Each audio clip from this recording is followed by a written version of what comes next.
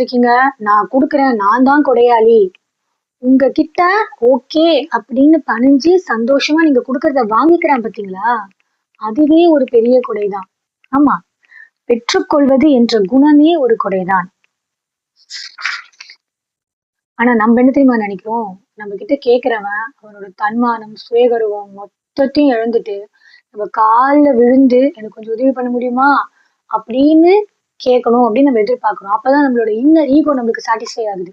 Okay, நம்ம சொல்லுவாங்கல்ல, அவன் ₹1 போடுறதுக்கு நம்மளுக்கு 2 கண்ணுமே இருக்கக்கூடாதுன்னு எதிர்பார்ப்பான்ட்டு, அந்த மாதிரி ஒரு க்ரூயல் மைண்ட்.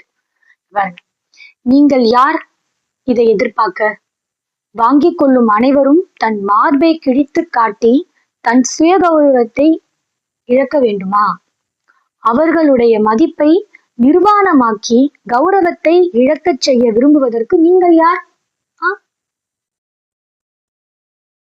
உண்மையில் வாழ்க்கைதான் வாழ்க்கைக்கு கொடுக்க இயலும்.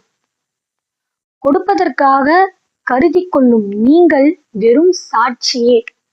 அவங்களுக்கு இதை கொடுக்கணும்னு இந்த யூனிவர்ஸ் பிளான் பண்ணுது. அதுக்கு ஜஸ்ட் ஒரு கீ தான் நீங்க. உங்க மூலமா, இந்த குழந்தைகள் டாபிக்ல எப்படி சொன்னோம், உங்கள் மூலமா இந்த உலகத்துக்கு வந்தாங்க, உங்களுக்காக வரல அப்படின்னு சொன்னோம்ல, அந்த மாதிரிதான் ஒருத்தருக்கு ஒண்ணு கொண்டு போய் சேரணும்.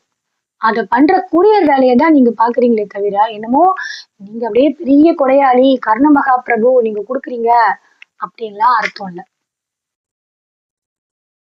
பெறுபவர்களே, நீங்கள் எல்லோருமே பெறுபவர்கள்தான். நன்றி கடனை சுமக்க வேண்டாம்.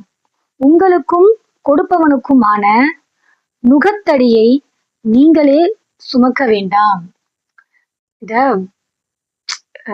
நான் ஃபர்ஸ்ட் படிக்கிறப்ப ரொம்ப ஆச்சரியப்பட்டு போனேன்.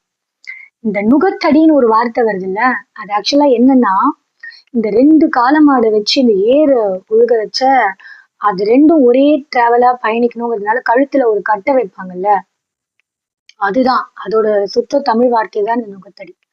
கொடுப்பவனும் பெற்றுக்கொள்வனும் 2 பேருமே சமம்தான்.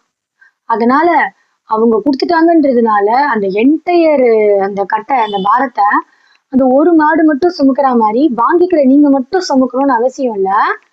இது 2 பேருக்குமே ஈவனா தான் டிஸ்ட்ரிபியூட் ஆகும் அப்படிங்கிறாரு. உங்கள் கடனை எண்ணி கலங்கினால் கொடுத்தவனின் கொடையை சந்தேகிப்பது போல ஆகிவிடும். கொடையளிப்பவனின் அம்மா இந்த பரந்த மனம் படைத்த பூமி தாய், கடவுள் அவனின் தந்தை. வாவ்.